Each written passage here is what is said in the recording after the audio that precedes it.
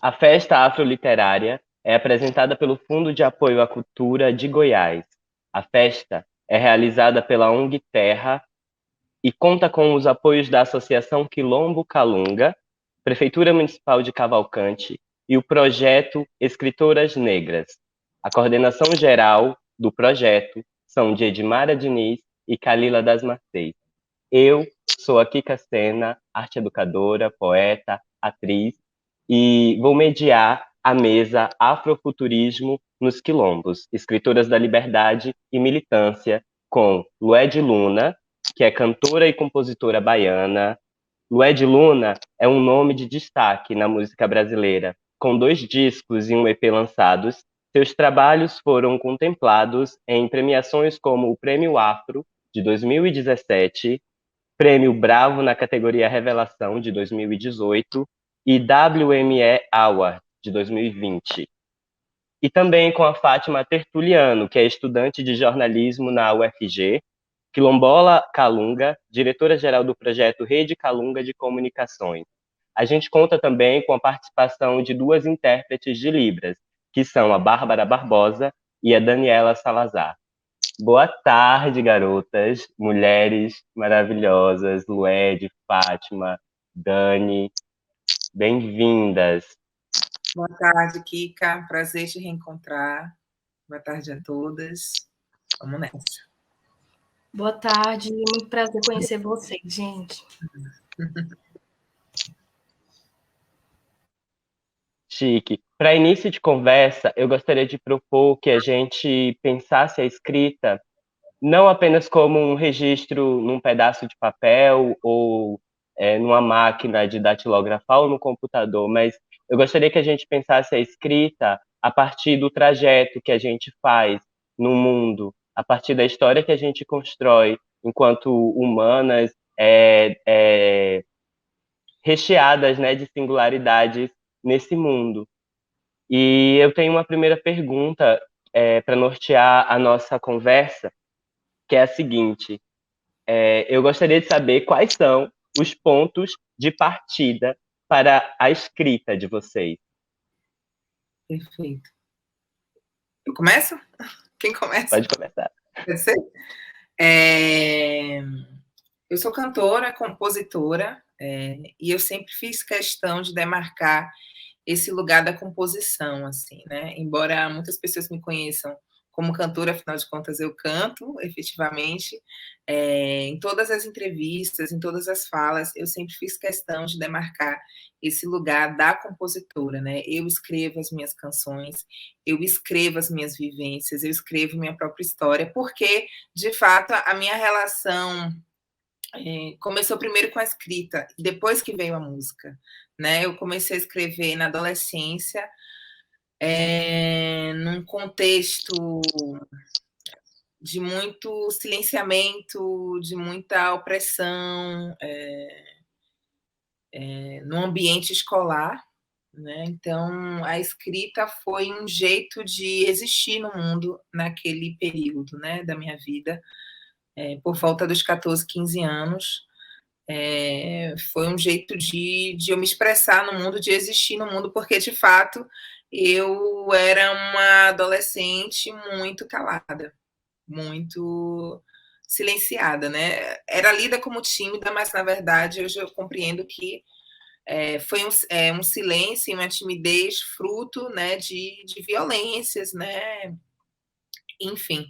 E foi assim que nasceu a Lued que escreve, né? Eu me lembro de um episódio acho que se não era alfabetização, enfim, lá no pré-escolar ali, eu tinha 6 anos, eu já não sei mais o que fazem, como é que chama hoje em dia, né? Mas eu tinha 6, 7 anos, eu estava na escola e era uma atividade assim, em grupo, onde todas as crianças poderiam fazer o que quisessem ali naquele pedaço de papel. Então, quem quisesse fazer uma árvore, um coração, você poderia completar o desenho do coleguinha. E eu me lembro de fazer um desenho e uma coleguinha apagar, fazer um desenho e a coleguinha riscar. Então, naquele momento eu compreendi que aquele espaço era um espaço de apagamento, da minha expressão, né? E a escrita, como eu escrevia, enfim, a escrita está muito ligada à intimidade, né? Não necessariamente você vai mostrar o que você escreve, não necessariamente a gente começa, né? Eu sou da geração do diário, né? Que tinha essa dinâmica de escrever em diário, então assim, era algo secreto, era algo seu, era algo íntimo, que ninguém ia violar, que ninguém ia riscar, que ninguém ia apagar. Então eu achei na escrita um lugar seguro de expressão. E aí comecei a escrever e desandei, nunca mais parei. E aí, com 17 anos, 18 anos, essa escrita virou música, nasceu a compositora, depois veio o sonho de ser cantora e cá estamos conversando, né? Então, meu ponto de partida foi o silêncio, né? Escrever foi um jeito de gritar em silêncio, foi um jeito de existir em silêncio. E é por isso que eu faço questão muito de disputar esse lugar da compositora, sabe? Eu escrevo, sou eu que estou escrevendo o que eu canto. Isso que está todo mundo ouvindo pertence a mim, sabe? É meu discurso, é minha história. Porque por muitos anos foi o único jeito que eu pude existir no mundo, foi escrevendo. Então, meu ponto de partida é esse. Gratidão. Boa tarde. Muito bom ouvir você falar um pouco sobre a sua trajetória até agora, até esse momento, né? A gente sabe muito pouco sobre a Lued de antes, né? Mas enfim, Fátima. Boa tarde. Eu sou Fátima Tertuliano. Você já disse, sou estudante de jornalismo.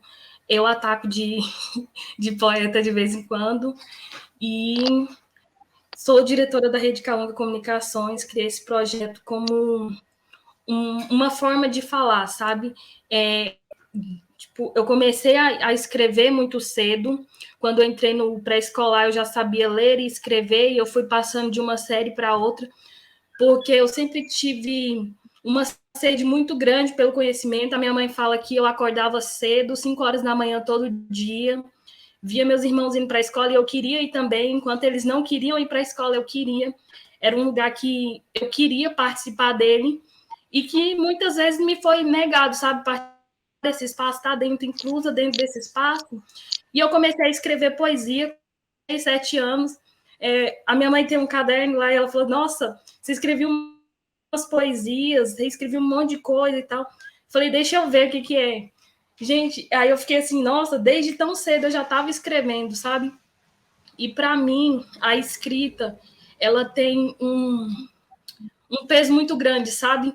Porque a minha mãe, ela não lê, a minha avó também não, e eu fui a primeira filha da minha mãe a entrar na universidade.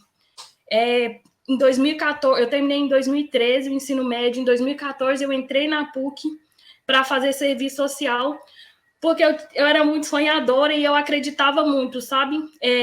No poder da transformação, no que o conhecimento ele pode gerar, e eu pensei por um breve momento que o serviço social seria o lugar onde eu conseguiria trazer algo de retorno para a minha comunidade. Só que era uma universidade particular, eu era bolsista, e um lugar que faz de tudo para te excluir. A princípio, no primeiro ano do curso, todo mundo achava que eu era rica, porque eu chegava do meu segundo trabalho com um amigo que estudava lá também, ele tinha um carrão todo chique, aí eu ia com o uniforme da empresa, que era um blazerzinho, e o pessoal sempre achando que eu era rica. Aí um belo dia foi alguém na sala e perguntou: quem que é do vestibular social? Levantei a... Daí, quando a professora perguntou, né, quem era do vestibular social, que eu levantei a mão e falei que eu era do vestibular social, todo mundo ficou pasmo assim, como assim, ela não era Afropate e tal, porque me deram um apelido na PUC, Afropate. Eu fiquei, gente, como assim? Aí, depois de muito tempo, eu fui entender que eles me chamavam de Patricinha Afro. Eu, gente, como assim? Mas aí, até então, todo mundo conversava comigo, super tranquilo, mas depois que ficaram sabendo, não, ela é do vestibular social, as pessoas pararam de me convidar para grupos de trabalho. Eu fiz uma disciplina com o filho de um governador, E daí era uma disciplina de sociologia. Eu tinha acabado de entrar e ele não quis fazer a prova comigo porque eu era negra. Daí a professora falou assim, ou você faz com ela a prova ou você reprova, porque tu já não tem nota. Eu tinha uma semana de aula, fiquei até 11 horas da noite com a professora pedindo revisão e tal de todo o conteúdo. E eu fiz a prova sozinha, porque ele simplesmente escolheu reprovar até que fazer a prova. Daí eu fechei a prova e a professora falou, se para ele, né, se você tivesse feito com ela, tu tinha passado, porque pelo menos ela sabia o conteúdo. E é algo que, assim, esses espaços, eles estão sempre nos empurrando, sabe, para frente. E a minha escrita, ela parte desse lugar. Ela parte muito de um lugar de dor, mas também para um lugar, e ela vai para um lugar de esperança, sabe? Eu quero sempre trazer ali um pouquinho da minha dor, mas eu não quero que a pessoa que está lendo as coisas que eu escrevi, ouvindo uma poesia minha, que eles pensem assim, ah, nossa, que coisa melancólica, que triste, tal, não vai ter um final feliz. Também não é para iludir as pessoas e dizer assim, não, tem um final feliz, mas de que a esperança, nada é conseguido, nada a gente consegue sem uma boa luta, né? E a gente está aí para isso. Agora, eu faço jornalismo na UFG, que é uma universidade pública, e ainda que pública, é uma universidade muito excludente. Eu percebo tanto pelos meus colegas no meu curso, graças a meu pai, algum ali, eu consegui uma turma que é uma turma bastante diversa, uma turma acolhedora, óbvio que sempre tem um que destoa, como diz minha avó, mas é todo mundo muito bacana. E a minha primeira experiência na Universidade Federal foi quando eu cheguei, eu passei pelo corredor para o meu primeiro dia de aula, era uma aula de cidadania e direitos humanos, e eu passei e passou uma moça negra e ela ficou me encarando, e a gente se encarou no corredor assim e foi. Aí eu entrei, sentei na sala, aí de repente ela me entra e bota os livros, aí eu fiz assim, ai, amém. Porque era uma professora negra e eu não esperava. E ela é a única professora negra da universidade, da FIC, da Faculdade de Informação e Comunicação. Então, isso para uma menina negra vindo de um quilombo que já teve uma experiência na universidade foi ruim, é algo muito bom. E eu sempre tento colocar a minha escrita a partir daí, trazendo um pouquinho de esperança. E falando mais sobre o projeto do jornal, ele é para que as comunidades calungas elas tenham acesso à informação, assim como eu tive. Um dia minha mãe ela saiu do quilombo, passou fome, veio para a cidade, morou debaixo de árvore e tudo, para que a gente tivesse acesso à informação. E para que essas pessoas que estão lá no quilombo, que elas não têm essa condição de sair do quilombo, de vir para a cidade, para poder ter acesso à informação, é muito ruim o acesso à informação. Tanto que aqui em Cavalcante já é ruim, tanto de energia elétrica, internet, é tudo muito ruim, os serviços que chegam para a gente. No quilombo é pior que aqui ainda. Então, se eu estivesse lá, eu nem conseguiria participar desse evento agora. Daí, o meu propósito com a Rede Calunga Comunicações é fazer com que tanto esses jovens quanto as pessoas mais velhas, elas vejam que é possível que a gente transforme a comunidade a partir da comunicação, porque a minha... Só um minuto, está passando o carro. Para que esses jovens eles possam ver que é possível transformar a nossa comunidade a partir da comunicação, trazer o novo para dentro das comunidades e para que eles entendam que a chegada do novo não é uma partida do velho, mas é algo que vai agregar, é algo que vai melhorar a nossa condição financeira quanto... Tá difícil. Algo que possa melhorar tanto a nossa condição financeira quanto o nosso intelectual, para que a gente consiga acessar os nossos direitos. Muitas vezes nossos direitos estão perdidos porque a gente não tem conhecimento deles. E a partir da informação, acredito que a gente pode transformar isso. E é isso, gente.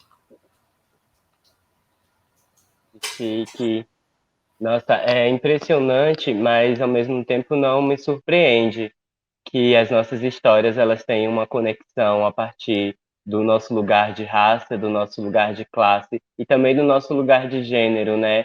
E que a gente, enquanto escritora da nossa própria história, acaba que assim, parte desses lugares, né? Como o Led falou, né? Partiu do silêncio. E como tu falas, que parte da tua vontade, né? Desse lugar de sair de um lugar que é determinado para ti. E pensando nisso, eu também estou muito curiosa para saber como que esse movimento de se conectar com a ancestralidade, com as raízes de vocês, como que é esse movimento para produzir arte, para produzir conhecimento através da arte? Perfeito. A minha experiência de imigrante, não deixa de ser, né? Eu sou de Salvador, que é uma cidade extremamente negra, 80% da população é negra. Eu digo que Salvador é o quilombo do Brasil, né? Que se tem uma terra que se aquilomba, que tem a Bahia como um todo, né? Mas Salvador é a cidade mais negra fora de África. Então, eu venho desse território extremamente negro, onde tudo é espelho, que tem suas questões, que tem suas contradições, que tem racismo, assim, ao nível máximo ainda, mas é uma cidade onde eu me via. E aí vim para São Paulo, uma história clássica, né, do nordestino, que sai em busca de oportunidades na cidade grande, etc, etc. E ao chegar em São Paulo, que foi uma cidade que passou por um processo de embranquecimento muito forte ali durante a industrialização, né, a chegada dos italianos, enfim, uma cidade que teve isso como projeto, né, se embranquecer, se enriqueceu, e por ser rica não podia ser preta demais, e tem toda essa dinâmica de centro e periferia, que é completamente diferente de Salvador, que Salvador, centro e periferia, está tudo ali junto. Eu não via pessoas negras nos lugares onde eu frequentava. Assim, numa padaria, eu era a única pessoa negra numa padaria, nem a pessoa que me servia era uma pessoa negra efetivamente racializada, né? E ter me deparado com essa solidão, né, que não é só a solidão de ter vindo para uma cidade estranha sozinha, mas a solidão de não me enxergar na cidade, me fez me questionar sobre o lugar, né, que esse corpo negro ocupa nessa cidade, mas também no Brasil, né? Qual o lugar desse corpo preto da diáspora nesse território brasileiro que rechaça, rejeita esse meu corpo, né? Onde eu não me vejo representada politicamente, onde eu não me vejo representada na mídia e onde eu não me vejo representada na cidade que eu estou. Então, me deparar com essa solidão me fez querer retomar, me fez querer fazer parte me fez querer retomar esse lugar que na Bahia eu tinha resolvido, né? A Bahia como sendo essa pequena África, ali estava resolvido, mas em São Paulo me bateu essa crise identitária, né? Que brasileira eu sou, né? E se eu não sou brasileira, de qual África eu pertenço? Né? E era essa questão que eu tinha quando era criança, quando eu via as minhas colegas brancas do colégio, né, falando que era descendente de português, ou que ia tirar a nacionalidade italiana, que ia viajar, que a avó, que não sei o que, todas essas histórias que elas tinham para contar e que eu não tinha. Então, vim para São Paulo me deu esse gatilho e me reacendeu essa saudade, que eu digo que é a saudade ancestral, né? Meu avô, onde é que está meu tataravô, meu bisavô, aquela música do Gil, né? E foi assim que nasceu Um Corpo no Mundo, né? Dessa necessidade de buscar respostas, né? Nessa necessidade de saber qual África eu podia chamar de minha, né? E não à toa, nesse processo, eu acabei buscando o candomblé, porque eu acho que o candomblé é essa tecnologia onde a África permanece aqui, né? A África veio junto com o navio e junto com o navio vieram os deuses, veio a língua, vieram as línguas, né?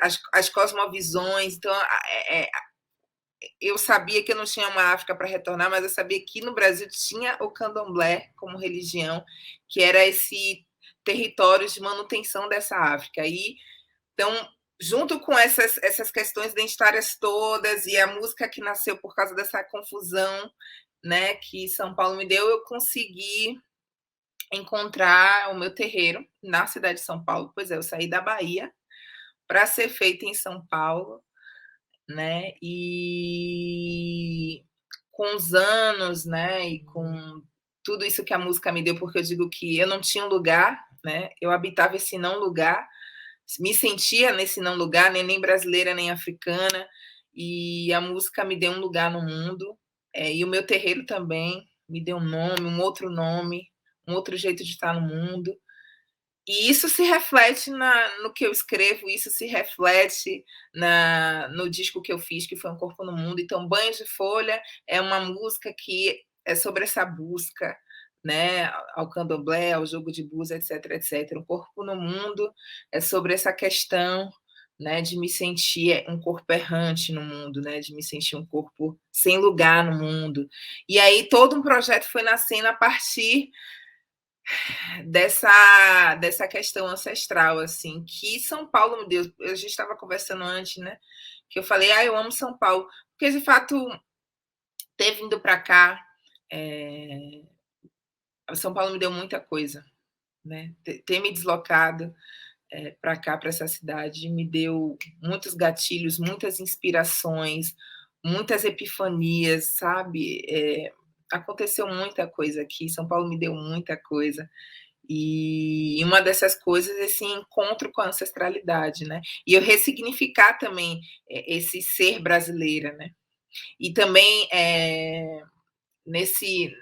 nessas pesquisas todas, né? Nessas questões todas que nasceram para eu fazer esse disco, essa baianidade, essa reafirmação da baianidade, que quando eu estava na Bahia, eu era baiana e ponto. Quando eu vim para São Paulo, eu precisava ser baiana, porque eu precisava me sentir pertencente sabe? Então, eu me tornei mais baiana vindo para São Paulo, né? Me encontrei na minha religião, que hoje eu já estou há 5 anos nela, e nasceu Um Corpo no Mundo, que foi o disco que mudou minha vida, né? Foi um grande portal assim, na minha vida. Eu passei a ser conhecida, passei a ser cantora, de fato, por causa de Um Corpo no Mundo, que nasceu disso, né? Que nasceu dessa saudade ancestral. Então é isso.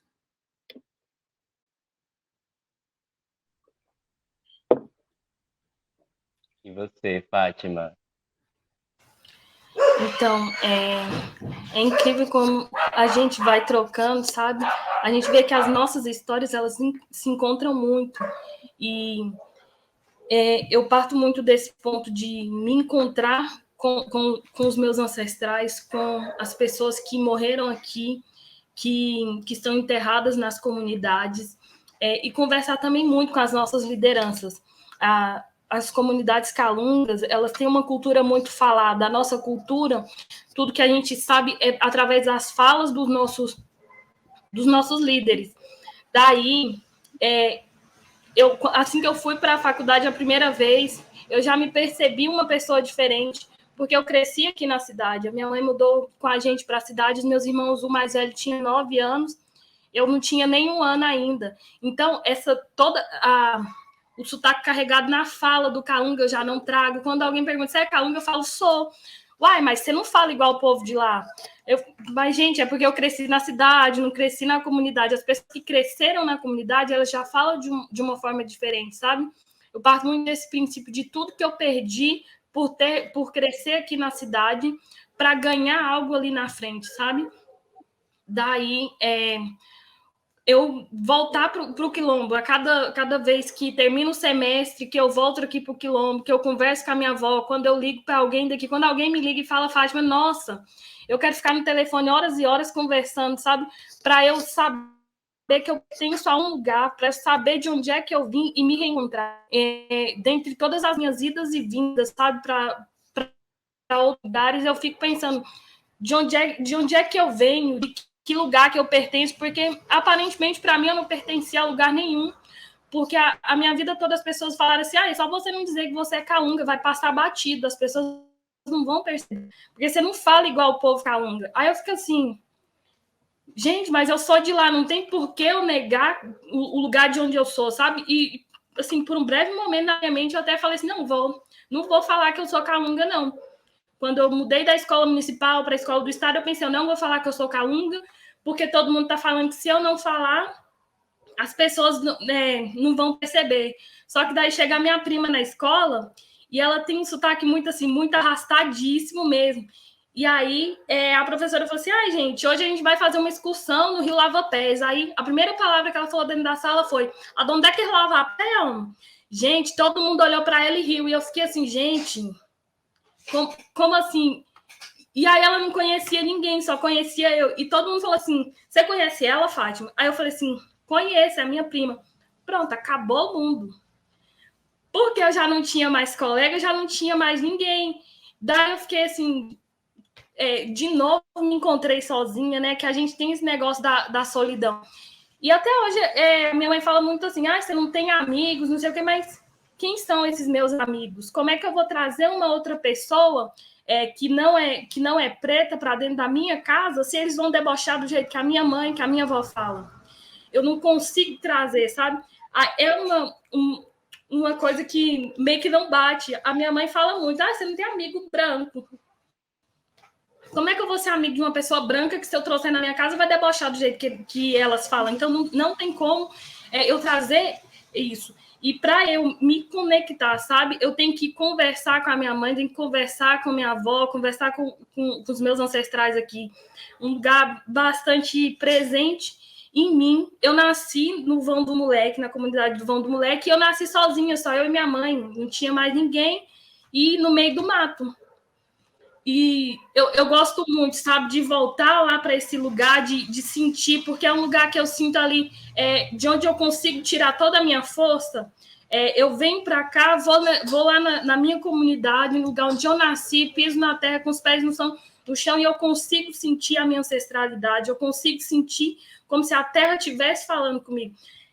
Dá para a gente, não sei se fica claro para vocês, é uma coisa muito particular, o sentir da energia, mas eu costumo olhar muito para as pessoas e dizer assim, não gostei da energia dessa pessoa, e as pessoas falam, mas como é que você conhece a energia de alguém? Porque eu falo, gente, eu não sei, não tem como a gente simplesmente explicar. A minha comunidade, ela não tem nada das culturas ancestrais de África, sabe? Porque foi muito perdido.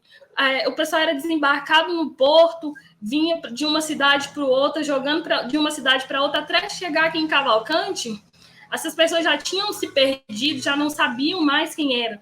E o que acontece? A gente não teve alguém para escrever a história desse povo, para contar de fato como é que era a cultura desse povo, e se perdeu. E daí, esse é o meu anseio, sabe? Por documentar tudo, por colocar tudo em jornal, colocar tudo... por transformar o saber tradicional em ciência. Porque muitas vezes a gente perde tudo que é da nossa ancestralidade porque não é ciência. O que vale é um documento que alguém que tem um diploma foi lá e escreveu. As pessoas vêm na comunidade, passam uma semana, 2 meses aqui na comunidade e falam assim, não, eu fui lá nos Calungas, eu escrevi isso e aquilo, e vai lá e transforma. Pronto, é ciência. Mas e todo o estudo que a gente teve, tudo que a gente viveu, todas as pessoas que morreram até a gente descobrir que determinada planta curava determinada doença. Isso não é um estudo, isso não é válido. Então, isso é algo que me faz eu me conectar ainda mais com a minha ancestralidade, faz com que eu permaneça nesse caminho, para que eu possa conseguir ajudar a minha comunidade de alguma forma, trazer um retorno para a comunidade. Eu debato muito com os outros jovens que estão nas universidades nessa questão. O que a gente está trazendo de retorno para a nossa comunidade? Onde é que a gente está se perdendo aqui entre a universidade e a comunidade? A gente veio para a universidade para aprender algo, para trazer uma devolutiva, melhorar algo na nossa comunidade que não está bom, que não é correto. Mas daí a gente vem para a universidade, chega aqui na universidade, conhece outras coisas, esbarra em outras culturas, ali vai se juntando, vai amontoando uma coisa na outra, e se perde, não retorna mais para a comunidade. Isso é algo que acontece muito, porque o município não gera emprego, o governo não está nem aí para as pessoas. As pessoas falam muito em Calunga, não sei o que é o maior território do Brasil, território quilombola do Brasil, mas é isso, eles só querem falar com os quando é para descobrir algo, quando é para fazer uma determinada pesquisa, determinado assunto, e daí pronto, acabou. Muitas das que são realizadas, elas não voltam para o quilombo, as pessoas não têm um retorno de tudo isso, de todo esse material que é produzido, e é algo que é muito importante para a gente, para que fique documentado toda a nossa história. E isso é perdido. É isso. Não sei se eu viajei, gente. E que viagem gostosa. É muito impressionante, né? E isso acontece, acho que também não só no Quilombo, nós que somos pessoas pretas e periféricas, estamos em um lugar de gênero que é dissidente, né, da cis heteronorma, a gente é sempre utilizada como objeto de estudo, né? E inclusive das universidades, dessas instituições que transformam o saber num pedaço de papel. E é muito doido, porque de novo, né? Acho que a gente terminamos a primeira pergunta com essa lembrança de que estamos conectadas. Você começou sua fala comentando sobre estarmos conectadas, e mais uma vez, acho que a gente está conectada mesmo. Claro que em diferentes lugares, mas conectadas por alguma linha de uma memória aí ancestral que nos junta e de alguma forma faz parecer que a nossa história está sendo trilhada por caminhos muito parecidos.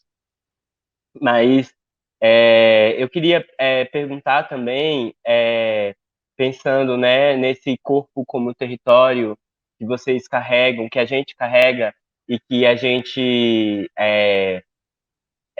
expõe no mundo através da nossa arte, eu queria perguntar como que é feita essa feitura da arte em relação com a militância nesse mundo, né, a partir desse corpo território para vocês. Boa pergunta. No meu caso, a militância chega a partir da minha família, né?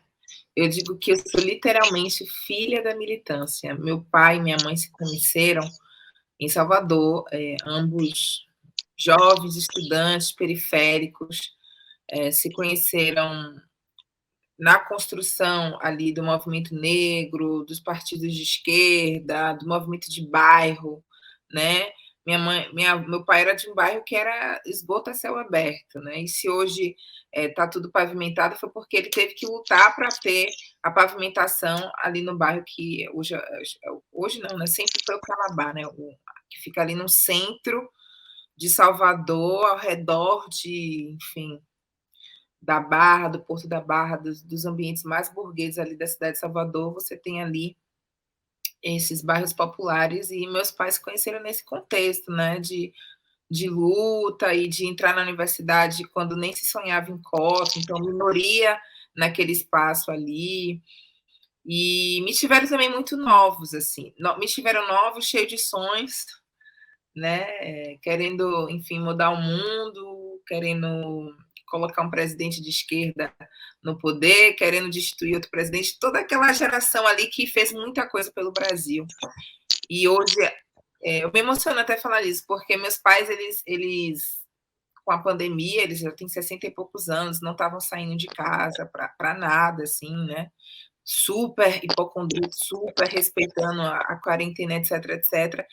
Mas aí teve movimento aí, né, esse final de semana fora Bolsonaro, e eles saíram de casa, acho que foi a primeira vez que eles saíram de casa, assim, se aglomeraram, com 2 máscaras, óculos, aquela coisa, mas saíram de casa, né, e aí eu fico triste em pensar que eles se conheceram na luta e estão aí 40 anos juntos, ou 30 anos juntos, nem sei quantos anos eles têm juntos, estão aí há um tempo juntos, ainda na luta, né. Eles são aposentados, eles podiam estar em casa de boa, mas eles seguem lá vestindo vermelho e nas ruas lutando. E eu sempre conheci meus pais nesse contexto. Eu ia para as ruas desde criança, depois adolescente. Então a militância esteve na minha vida, né? Eu sou fruto de uma geração de militantes negros na Bahia que colocaram nomes africanos nos seus filhos, por exemplo. Meu nome é Lued, que é o nome de uma rainha africana, porque meus pais faziam parte desse movimento, né, de disputa de narrativa, de reafirmação, né, dessa africanidade, né? Então, a militância sempre foi algo muito, muito do cotidiano, assim. E eu sabia que qualquer coisa que eu fizesse na vida ia estar atravessado por essa história, porque é a história da minha família, a minha história consequentemente, né? Então, eu acabei fazendo música, e é muito natural para mim. Eu não acredito que eu faça uma música, uma poesia panfletária, né? Ela não nasce da militância, mas ela é atravessada por ela, porque o meu olhar, né, sobre os meus sentimentos, o olhar sobre as minhas vivências, é atravessado por esse olhar crítico, né, por esse olhar de quem foi educada ali, com consciência de quem é, com consciência de para onde vai, né? Então, a minha música definitivamente é atravessada pela militância. Se eu falo de amor, tem esse atravessamento, tem a crítica, né? Esse meu último disco, por exemplo, O Bom Mesmo Está Debaixo d'Água, é um disco sobre amor. Eu sempre me neguei a falar de amor, porque, enfim, clichê, e eu não quero, eu não quero ser mais uma besteira, mas depois, quando o disco nasceu, depois que o disco nasce, depois que as canções vão nascendo, né, eu percebo que como é profundo o modo como eu trago esse tema, né? Como é crítico, como tem nuances, né? E como eu trago outras mulheres pretas para contar essa história, para falar desse tema comigo, né? Então, a militância na minha arte está tanto na poesia, mas também nas escolhas, né? Dos meus parceiros de trabalho, assim, eu tenho um trabalho afirmativo, eu priorizo trabalhar com mulheres negras na minha equipe, eu priorizo trabalhar com músicos negros na minha equipe, fazer esse trabalho afirmativo e coerente com o que eu estou cantando e com a minha história, assim. Então, é tudo muito natural para mim, porque é de berço, né? Tá na minha vida e não tem outro jeito, eu acho. Eu acho que tem outro jeito sim, né? Mas na medida que você tem um mínimo de letramento social e toma racial e tem uma consciência política, é difícil você agir no mundo de outro jeito. Tudo que você fizer vai ter esse recorte, assim, né? Até o parir do meu filho, escolher quem vai ser a pediatra do meu filho, escolher, entende? Tudo na sua vida gira em torno dessa necessidade de ser continuidade de uma luta. Eu me sinto muito continuidade dos meus pais, que são continuidade dos meus avós, né? Que embora não tivesse ali um letramento racial, a gente já nasce militando quando a gente é negro, entende? E negra e negros. Então, a militância chega para mim dessa maneira, assim. É a razão, talvez, pela qual eu tenha nascido, entende? Porque se meu pai não fosse militante, minha mãe não fosse militante, não tivesse se conhecido ali no movimento social, eu não teria nem existido, né? É isso.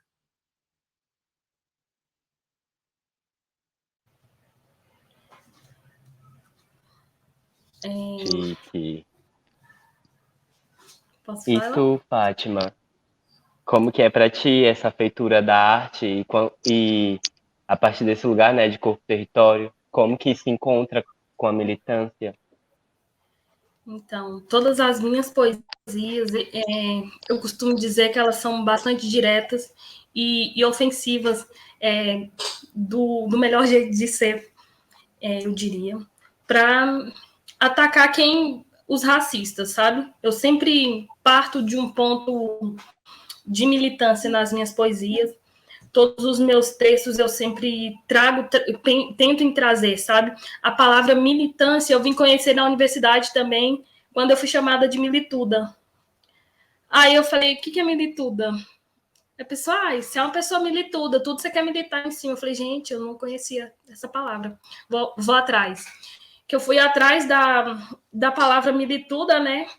Do termo que me colocaram, milituda, e eu vi que desde a infância eu estava lá militando, sabe? Ainda que ninguém me ensinou. Quando você nasce negro, mulher e quilombola, e principalmente numa cidade onde 70% da população é negra, e ainda assim tem uma predominância branca sobre as pessoas negras, você já cresce militante. E isso não é ensinado para a gente, sabe? O que é a militância, o que é fazer parte do movimento. Na minha escola, aqui, eu não tive esse tipo de ensinamento. Para a gente sempre foi pintado que ser calunga era errado, que negar que você era calunga estava certo. Quanto mais você negar que é calunga, melhor para você lá para fora. A minha militância enquanto criança começou quando uma professora chegou para mim e falou assim, se alguém te chamar para poder lavar a calça dela, você vai ter muita sorte, porque você é tão feia, esse cabelo seu tão feio, essa feiura sua, eu não sei quem é que vai querer olhar para sua cara. Eu falei assim, tá, beleza. Engoli seco, dei o grito nela, sei lá, discuti, fui embora para casa chorando, cheguei na minha casa chorando, minha mãe perguntou o que foi, eu falei assim, nada. Eu tinha 8 anos, e a partir daquele dia eu decidi que eu ia ser a melhor pessoa, eu ia fazer o melhor, sempre o melhor do melhor, para que eu alcançasse todos os meus objetivos, e que para nem que as minhas irmãs, e nem se futuramente eu tiver filhos, alguém chegue a passar por isso, chegue a ouvir uma coisa dessa da boca de um professor. E aí a minha entrada na militância começou ali, a partir dali eu comecei a escrever, eu comecei a bater de frente com tudo, porque foi algo que realmente despertou em mim um sentimento de ódio, de revolta, que a militância preta normalmente, nem sempre ela parte desse sentimento, mas em sua maioria ela parte desse sentimento. A partir do momento que alguém começa a nos ferir ali, a gente começa a se levantar, e a cada vez que alguém nos fere, a gente vai ficando mais forte e se levanta mais. Daí a minha militância ela parte muito disso, sabe? Para que as minhas irmãs não sofressem o que eu sofri. Eu estava sempre na escola da minha irmã perguntando se estava tudo bem. Um dia ela falou que não queria mais voltar para a escola. Eu falei assim, não, vamos lá. Sentei na cadeira, assisti aula com ela, isso eu tinha 14 anos. Sentei e assisti, e a professora falou, você vai ficar aqui assistindo a aula com ela? Eu falei assim, vou. E ela, cadê sua mãe? Eu falei, minha mãe não mora aqui.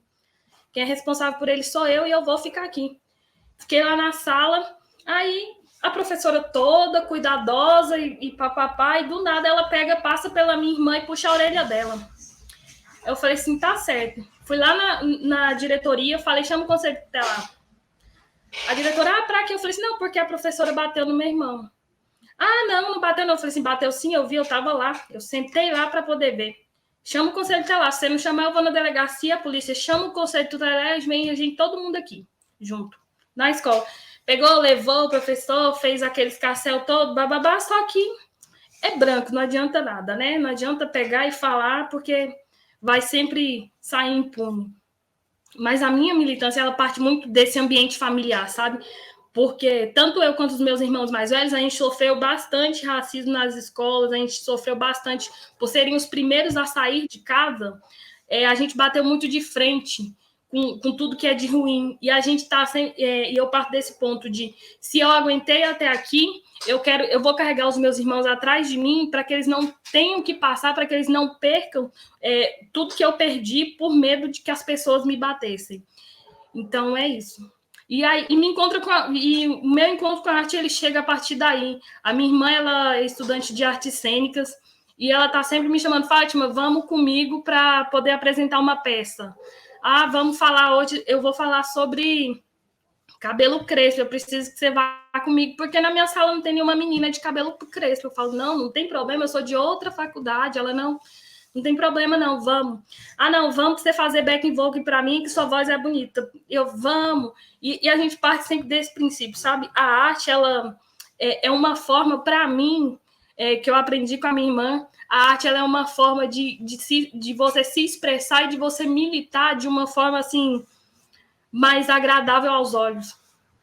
E de uma forma também bastante eficaz. Eu consigo perceber que através da poesia as pessoas me escutam mais do que quando eu estou falando, do que se eu tivesse um debate aqui frente a frente com a pessoa. A pessoa fica mais sentida ali quando eu recito uma poesia para ela, quando eu mando uma poesia, alguma coisa assim. Mas é isso.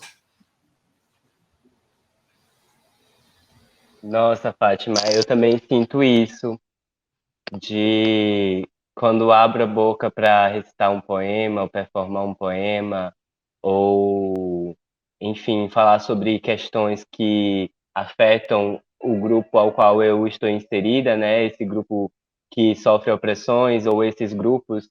Eu sinto que quando eu estou fazendo teatro, quando eu estou performando um poema, cantando uma música, eu consigo acessar muito mais facilmente a outra pessoa, que tecnicamente seria colocado como o meu opressor ou a minha opressora, né? Eu acho que é muito mais eficaz nesse sentido, muitas vezes, ao invés de só chegar atacando ou querendo matar logo. Mas, assim, pensando na relação, né, que a gente já vem conversando sobre essa produção da escrita, da arte, a partir do nosso território também como produção de conhecimento, eu queria saber de vocês como que vocês se sentem em relação ao mercado de trabalho, se vocês se sentem cobrada ou cobradas a produzir, a ter que vender o seu produto, porque acho que no caso da Lued é muito isso, né, que está num lugar aí de ou vende e é um lugar um pouco pop, no sentido de que já alcançou muita gente. Como é que vocês se sentem em relação a isso? Vocês se sentem cobradas ou é um movimento fluido e que não necessariamente tem uma cobrança de produção, né? Sim. Tem a cobrança. Tem a cobrança. Acho que mais do que a cobrança, tem a expectativa, né? O mercado da música é uma grande loucura. É uma grande ciência, mas eu acho que eu surjo num momento um pouco mais democrático por conta da internet, né? Eu sou de uma geração que surge nessas plataformas, e aí os antigos sistemas de controle, né, e o monopólio, ele foi se dissolvendo assim, e é o que tem permitido hoje que a gente consiga ver outros corpos, né, e outros discursos fazendo música, produzindo arte e aparecendo e acontecendo aí no Brasil. Mas o mercado segue racista, obviamente, embora a gente tenha encontrado essa brecha aí, né, e metido o pé na porta para aparecer e fazer o que a gente faz. Eu digo a gente porque, de fato, é um movimento, é um bonde, né? É um coletivo, né? Eu não surgi sozinha, né? Junto comigo tem Xenia França, Larissa Luz, Lineker e por aí vai. Eu ficaria aqui a noite inteira citando todos os artistas não normativos, né? Que distantes de um estereótipo do que seria a diva, do que seria a pessoa de sucesso, né? A pessoa com escuta, né? E com visibilidade. Então, é por isso que eu fico sempre falando assim, né? No plural. Mas o mercado segue desequilibrado, assim, né? Eu percebo que ainda uma cantora branca tem mais acesso e sucesso e dinheiro e publis e tudo mais. Percebo que uma música menos comprometida com, enfim, com uma música menos pautada tem mais sucesso, mas isso faz parte de uma lógica de alienação, né? não acontece só comigo e não acontece só nesse tempo, né? Há quem serve que determinado tipo de música, de estilo musical, se popularize e outro estilo não se popularize, né? Aqui serve que determinados corpos ganhem visibilidade e outros corpos ainda tenham que fazer o triplo de esforço para conseguir visibilidade, uma capa de revista, tocar na rádio, etc, etc. Então, eu estou aprendendo a jogar esse jogo, que é um jogo antigo, é um jogo que eu não criei, mas eu quero estar nele, porque eu quero estar nele com dignidade, né, com honestidade, a minha verdade, a minha poética, o meu propósito e a minha música, né, mas sabendo jogar, né? E uma dessas estratégias é isso que você falou, Kika, de esperam da mulher negra o grito, esperam da mulher negra a raiva, esperam da mulher negra o ódio, esperam da mulher negra o barraco, né? E eu chego na música falando baixo, quase que em silêncio, com a master bem baixinha, com uma poética que fala sobre coisas sérias, mas com metáforas, né? Não sou direta, mas ao mesmo tempo quem é do babado, quem é negão, já compreende.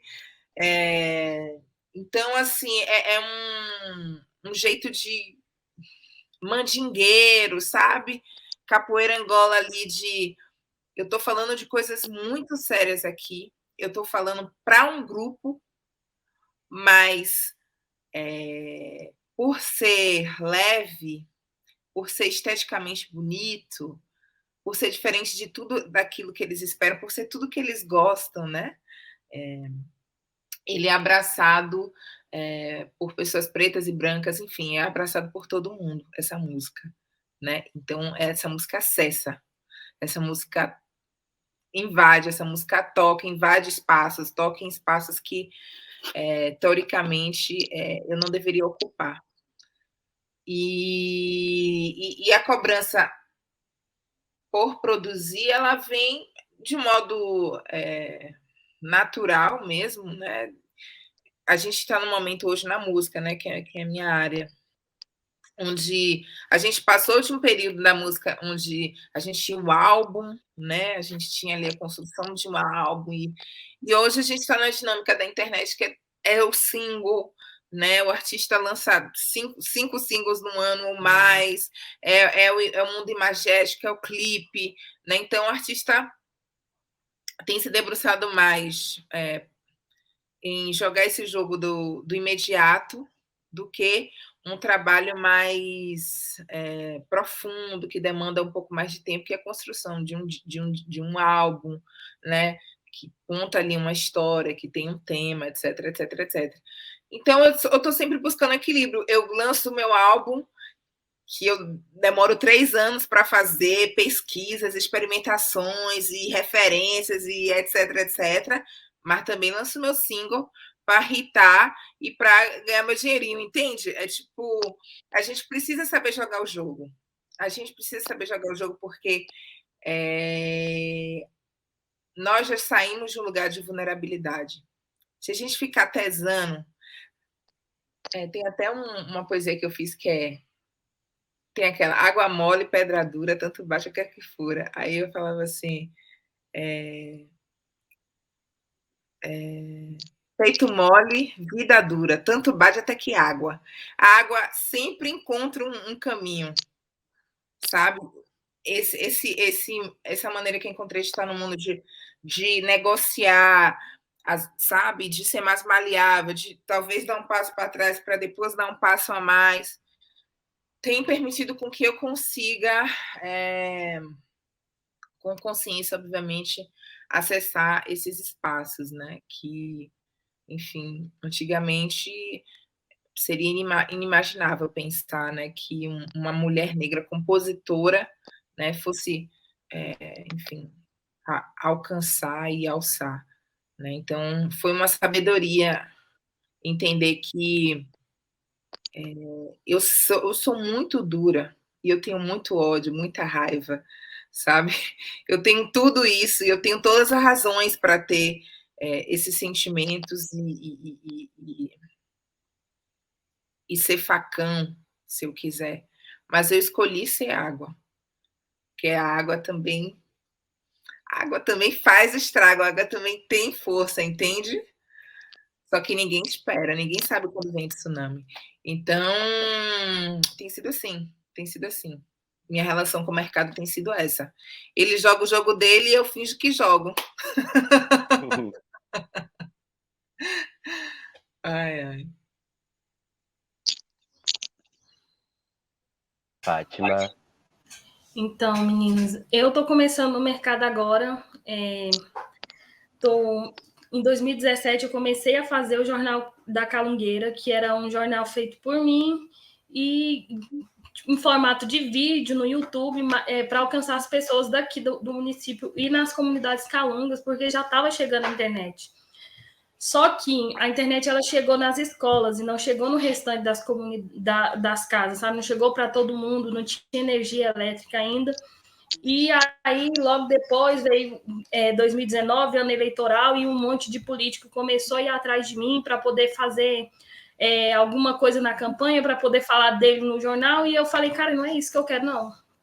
Eu não quero isso, eu vou achar outra coisa para fazer. Só que daí eu já tinha até desistido de entrar na universidade, falei, não, esse espaço não é para mim.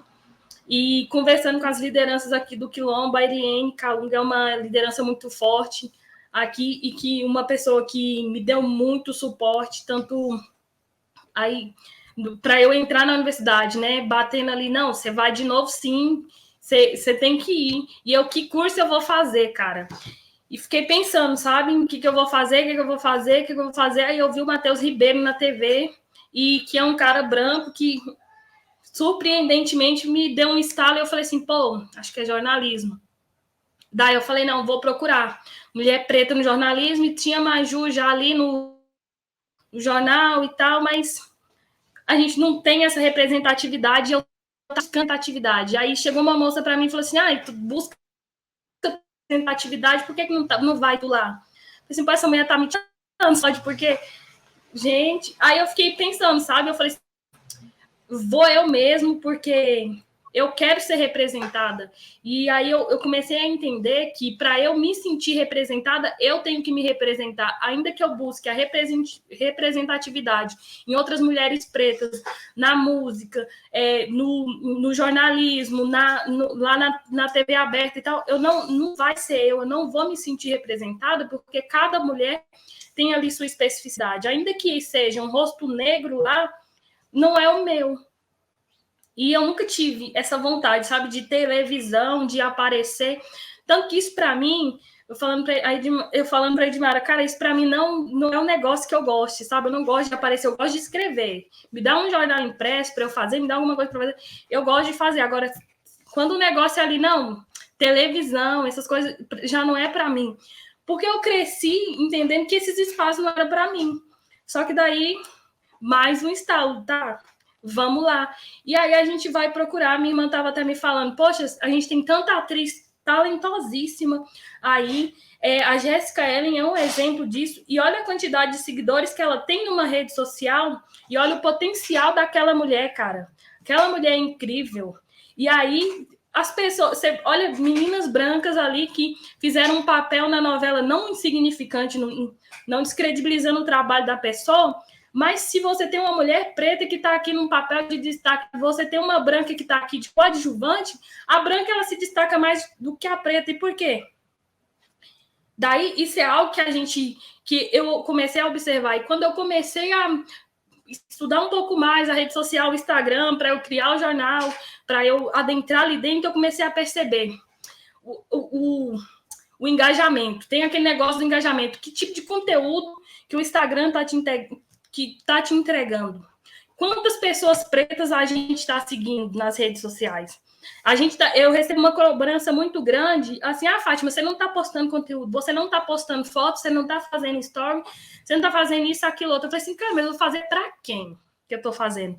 Porque 2017, 2018, eu tava lá fazendo story, tava produzindo vídeo pro YouTube e eu tinha 3 mil seguidores. E daí, depois disso tudo, meu canal ainda é hackeado, né? E daí, vocês realmente estavam procurando um rosto preto? Aí você vai entrar na conta dessa pessoa para ver quantas pessoas pretas essa pessoa segue. Ela segue 3, 4 pessoas pretas e mais de 100 influências brancas. E o que é influência para essas pessoas? Que tipo de influência essas pessoas elas estão trazendo? O que elas vão agregar na nossa vida, entendeu?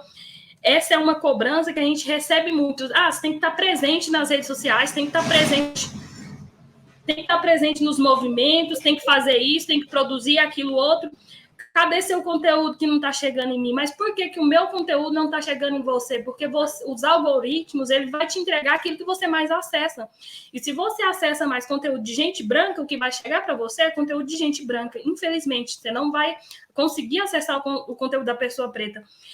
Eu sigo o Yuri Marçal há muito tempo mesmo, e o Instagram simplesmente parou de me entregar o conteúdo dele. Eu tive que parar de seguir e seguir de novo para eu receber o conteúdo. Eu ia lá na conta dele para eu acessar o conteúdo.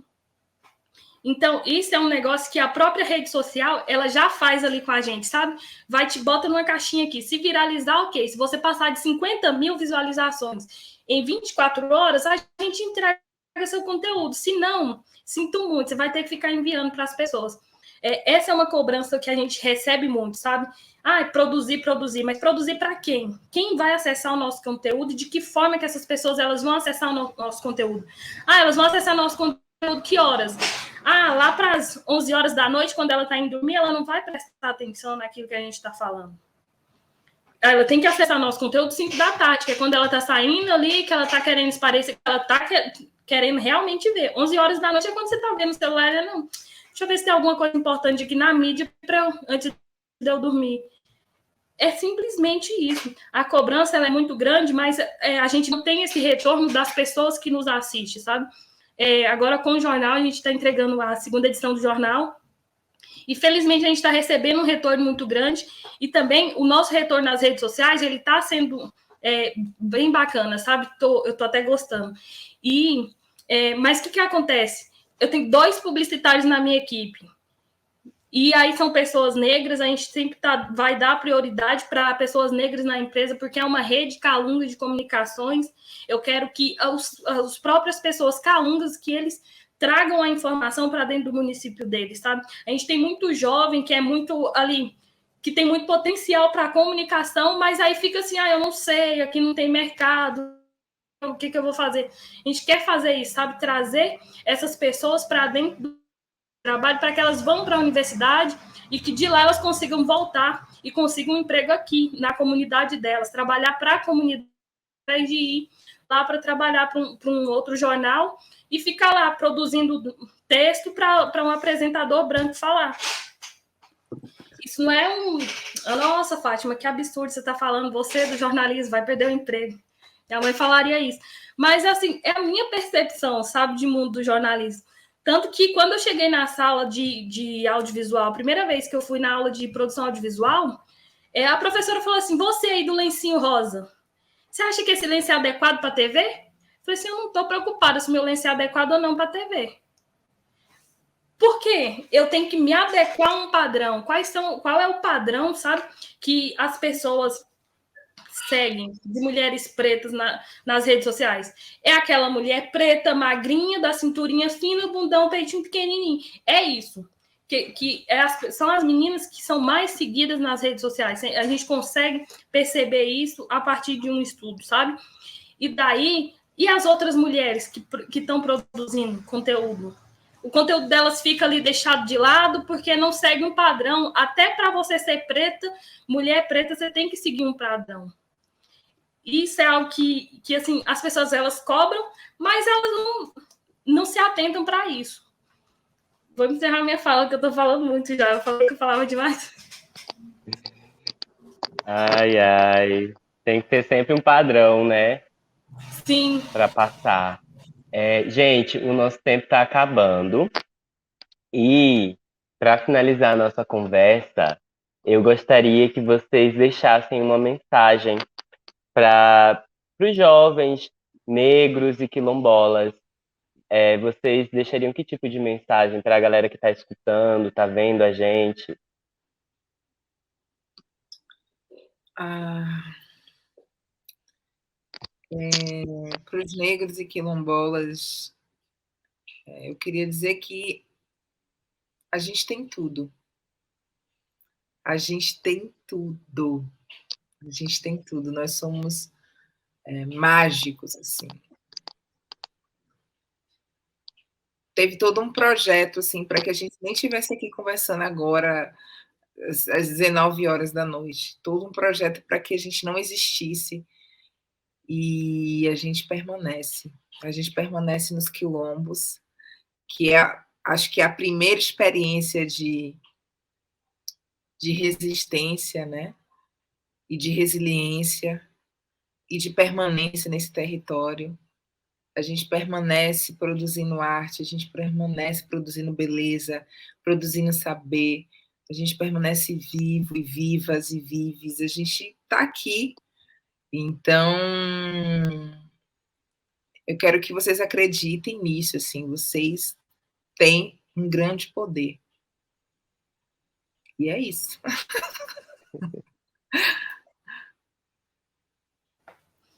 Eu diria, Ótimo. não acredite em nada do que já lhe foi dito. A partir daqui é uma nova experiência. O novo ele não está aí para poder mudar quem somos, ele está aí para nos ajudar a nos transformar. Busquem a transformação, busquem uma revolução interna antes de ir para o mundo buscar algo. A gente precisa se fortalecer enquanto jovens e enquanto pessoas pretas, antes de enfrentar o mundo, se fortaleça em casa e vá para a rua disposto. Eu sei que é muito, talvez pode parecer muito narcisista, mas a partir do momento que você bota o seu pé para fora de casa, para fora do quilombo, é uma luta a cada segundo, sabe? Você vai travar uma luta e, infelizmente, não tem como mudar isso. Mas é isso, persista, independente das dificuldades, independente de quem é que falou para você que você não vai conseguir.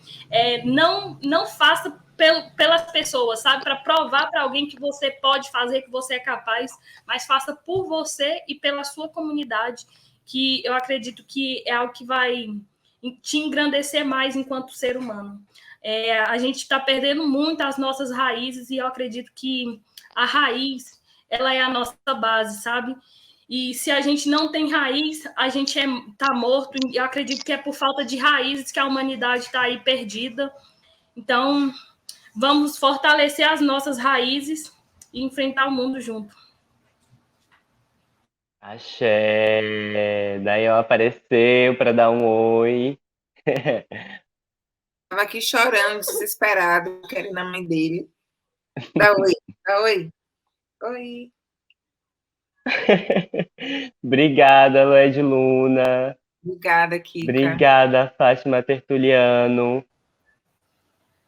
Obrigada, Bárbara Barbosa e Daniela Salazar, as intérpretes de Libras dessa mesa. Essa foi a mesa Afrofuturismo nos Quilombos, escritoras da liberdade e da militância, que integra a festa afroliterária, que é apresentada pelo Fundo de Arte e Cultura de Goiás. A festa é realizada pela ONG Terra e conta com os apoios da Associação Quilombo Calunga, Prefeitura Municipal de Cavalcante e Projeto Escritoras Negras. A coordenação geral e curadoria do projeto são de Edmara, Diniz e Calila das Mercês. Obrigada, gente. Obrigada. Bom dia, boa vida. Para nós. Obrigada, para vocês também, gente.